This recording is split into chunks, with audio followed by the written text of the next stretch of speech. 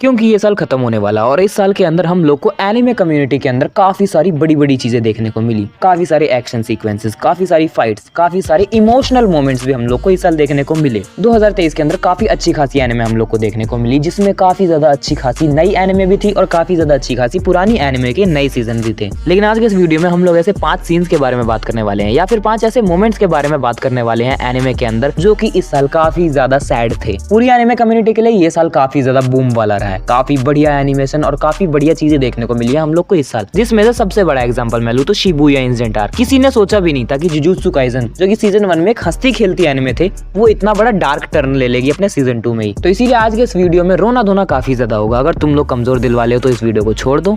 I am just kidding, मत छोड़ना। तो क्योंकि इस साल काफी ज्यादा एनिमे रिलीज हुई थी और मैंने उनमें से थोड़ी बहुत नहीं देखी, तो इसलिए मैं इस लिस्ट में उन्हीं मोमेंट्स को रखने वाला हूँ जो कि मैंने पर्सनली देखे हैं। अगर तुम्हारे मन में कोई ऐसा सीन है जो तुम लोग सोचते हो कि डिजर्विंग है और इस लिस्ट में होना चाहिए लेकिन मैंने रखा नहीं है, तो तुम लोग मुझे कमेंट करके बता देना, मैं देखूंगा और शायद मैं इसका एक सेकंड पार्ट भी ला दूं। तो वीडियो को शुरू करते हैं और बढ़ते हैं अपने नंबर 5 की तरफ, जहां पर नंबर 5 आता है मेकामारू और नोबारा की डेथ। अब देखो, मेकामारू की डेथ तब हुई थी जब शिबुया इंसिडेंट की स्टार्टिंग हो रही थी। मेकामारू एक ऐसा कैरेक्टर है जिसको जुजुत्सु काइसन के अंदर ज्यादा स्क्रीन टाइम नहीं मिला, लेकिन सीजन 2 के अंदर जब हम लोग को मेकामारू के बारे में थोड़ी बहुत चीजें बताई गई तो शुरुआत में तुम लोग हो सकता है इसको हेट कर रहे होगे, क्योंकि ये वो बंदा है जिसने सीजन 1 के अंदर धोखा दिया था जुजुत्सु सॉर्सरर्स को। ये बात हमें सीजन 2 में ही पता चली थी, पहले नहीं पता चली थी। लेकिन इस बात को जानने के बाद हम लोग को ये भी पता चला कि मेकामारू को अपनी गलती का एहसास हो चुका है और जब वो बंदा अपनी बॉडी से सही हो चुका था तब उसने अपनी गलती को सुधारने की भी कोशिश करी। वो माहितो से लड़ा भी और अपनी पूरी जान लगा कर लड़ा था। वो उसकी फाइट देखने में अच्छा लगा था, मजे आए थे। लेकिन लास्ट में जो मेकामारू मर गया वो सच में काफी ज्यादा सैड था। लेकिन इससे भी ज्यादा जो सैड चीज थी वो पता है क्या थी? जब मीवा ट्रेन में मेकामारू को याद करती है, वो जो मोमेंट था मीवा का रोने वाला, काफी ज्यादा बुरा लगा था देखकर, पर क्या कर सकते हैं। लेकिन इसी के साथ साथ एक और जुजुत्सु काइसन की डेथ थी जो इसी के बराबर पर आती है, वो है नोबारा की डेथ। नोबारा अच्छी खासी और काफी ज्यादा पॉपुलर कैरेक्टर है जुजुत्सु काइसन के अंदर। जो टॉप 3 कैरेक्टर्स हैं इंपॉर्टेंस के मामले में, उनमें नोबारा भी आती है। और नोबारा की जो सडन डेथ थी वो एनिमे व्यूअर्स ने तो एक्सपेक्ट करी ही नहीं होगी। नोबारा जितना अच्छा परफॉर्म कर रही थी उसको हम लोगों ने उतना अच्छा परफॉर्म करते हुए पहले कभी नहीं देखा था। माहितो से जितना अच्छा वो लड़ी वो काफी ज्यादा अमेजिंग था। लेकिन उसी बीच जो उसकी डेथ हुई, वो भी जिस तरह से उसकी डेथ हुई थी वो लिटरली काफी ज्यादा बुरी थी। सबसे बुरी बात इस चीज में ये आ जाती है कि यूजी इतादोरी, उसने नोबारा की डेथ यानी कि अपनी इतनी ज्यादा खास फ्रेंड की डेथ अपनी आंखों के सामने देखी थी, वो भी फेस टू फेस लाइव एकदम। जरा सोच के देखो, जब नोबारा की डेथ हम लोग के लिए इतनी ज्यादा बड़ी थी तो वो यूजी के ऊपर क्या ही इम्पैक्ट डाल रही होगी। नंबर 4 पर आता है आई होशिनो की सडनली जो डेथ हुई थी वो वाला सीन। होशिनो इस साल काफी ज्यादा पॉपुलर एनिमे थी जब ये रिलीज हुई थी। इसका जो फर्स्ट एपिसोड था 90 मिनट्स का था वो। लेकिन इस एनिमे के अंदर जो एक काफी पॉपुलर कैरेक्टर थी आई होशिनो, वो शुरुआत में लोगों को काफी ज्यादा पसंद आ रही थी। एंड मैंने जब ये एनिमे देखी थी मैंने एक्सपेक्ट करा भी नहीं था कि इसके पहले ही एपिसोड में ऐसी चीज कुछ होने वाली है। जिस मोमेंट पर आई होशिनो हम लोग को पसंद आने लगी थी, उसी मोमेंट पर सडनली उसके रूम में एक बंदा आता है जो कि होता तो उसका एक्चुअल में फैन ही है। लेकिन वो बंदा आई होशिनो के घर पर आके उसके डोर पर नॉक करता है। आई आती है, गेट खोलती है एंड देन सडनली वो बंदा थोड़ी बहुत बातें करके आई को चाकू मार देता है। वो मोमेंट जितना बुरा था ना वो किसी ने एक्सपेक्ट नहीं किया था, क्योंकि होशिनो की मांगा मैंने नहीं पढ़ रखी, तो मेरे लिए वो चीज काफी ज्यादा सडनली हुई थी। मैंने चीज वो बिल्कुल भी एक्सपेक्ट नहीं कर रखी थी कि ऐसा भी कुछ होने वाला है। बिकॉज आई होशिनो जिस तरह का कैरेक्टर डेवलपमेंट उसका था पहले एपिसोड में, मैं सोच रहा था कि आगे तक ये चलता जाएगा। लेकिन जो मेरी उम्मीदें थी उन सबके ऊपर ऐसा बुरा वाला पानी फेरा ना इस सीन ने कि क्या ही बताऊं। एंड आई एम श्योर कि तुम लोगों में से जितने लोगों ने ये सीन पहली बार देखा था बिना मांगा पड़े, उन लोग के लिए भी ये चीज काफी ज्यादा अनएक्सपेक्टेड हुई होगी। तुम लोग को भी काफी बुरा वाला थप्पड़ मारा ना इस एनिमे ने। सच बताना,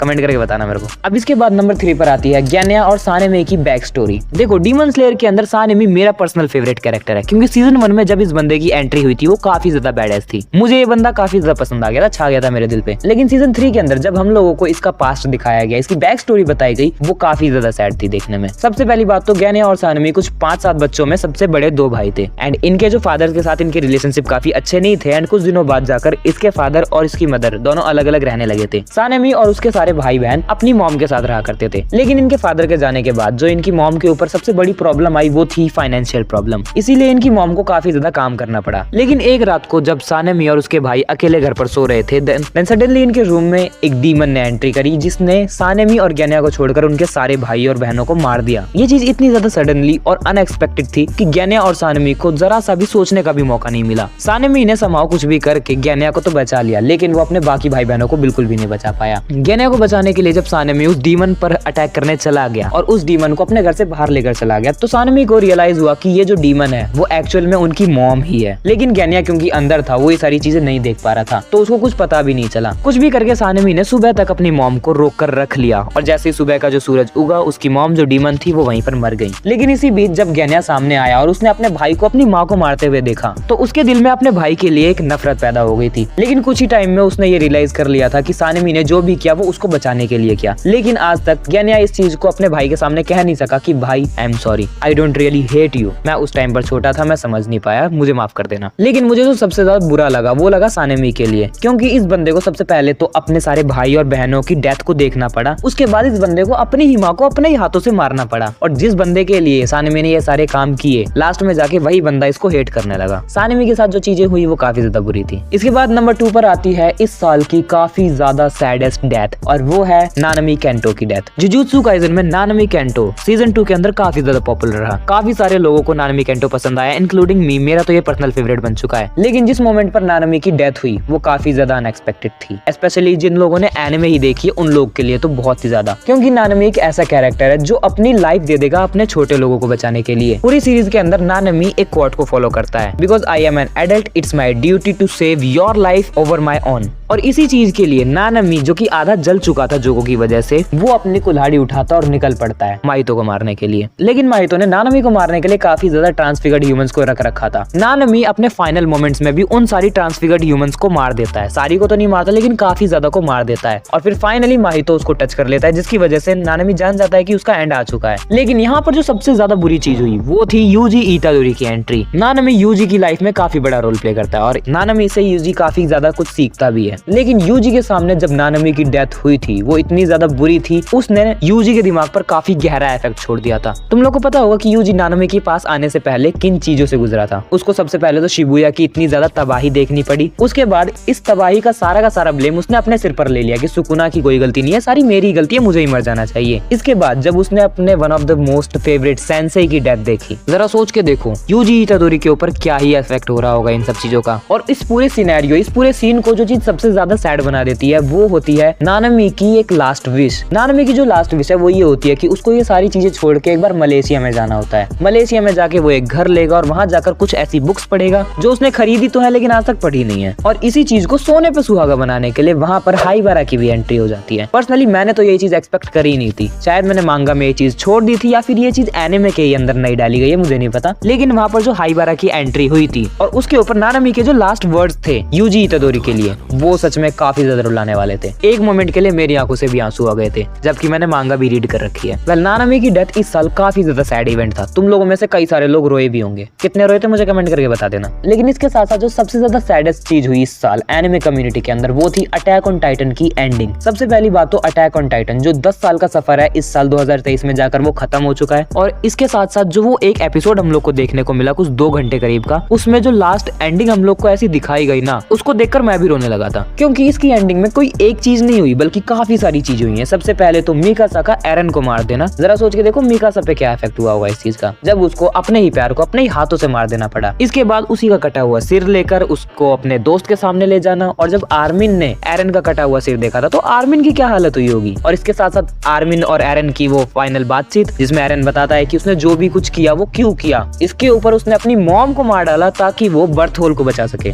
बर्थहोल्ट जो भी नाम था उसका। और इसके बाद जिस सीन पर मैं पर्सनली रोया था वो था मेरा लीवाई वाला सीन। लीवाई जो इतना ज्यादा बैडएस कैरेक्टर है, उसकी आंखों से आंसू निकलता हुआ देखना सच में बहुत ही ज्यादा सैड था। उस सीन को देखकर मैं रोने लगा था। और इसके ऊपर भी जो हम लोग को फाइनली आखिरी बार सर्वे कॉर्प्स को दिखाया गया वो भी काफी ज्यादा सैड था। अगर मुझे पहले पता होता कि अटैक ऑन टाइटन की एंडिंग मुझे इतना रुलाने वाली है तो मैं पहले इसकी मांगा रीड कर लेता ताकि मन हल्का हो जाए थोड़ा सा। लेकिन खैर जो भी हो, इस साल एनिमे कम्युनिटी के अंदर सबसे ज्यादा सैड चीज यही हुई थी, अटैक ऑन टाइटन की एंडिंग। एंड जो लोग डाई हार्ड फैन है उनसे जाके पूछो कि उनका क्या हाल है इस चीज को देखने के बाद। बाकी बस यार यही था आज का वीडियो। अगर मैंने कोई सा सीन मिस कर दिया हो तो तुम लोग मुझे कमेंट करके बता देना। बाकी आज के लिए बस इतना ही। मैं तुमसे मिलूंगा किसी अगले वीडियो में। अगर तुम लोग को ये वीडियो पसंद आई हो तो इसे एक लाइक दो, शेयर दो, कमेंट्स में आओ और हाँ चैनल को भी सब्सक्राइब कर लेना। बाकी मैं तुमसे मिलूंगा किसी अगले वीडियो में, तब तक के लिए तुम जाओ मेरे कमेंट सेक्शन में जाके सैड मोमेंट्स लिखो कौन कौन से थे।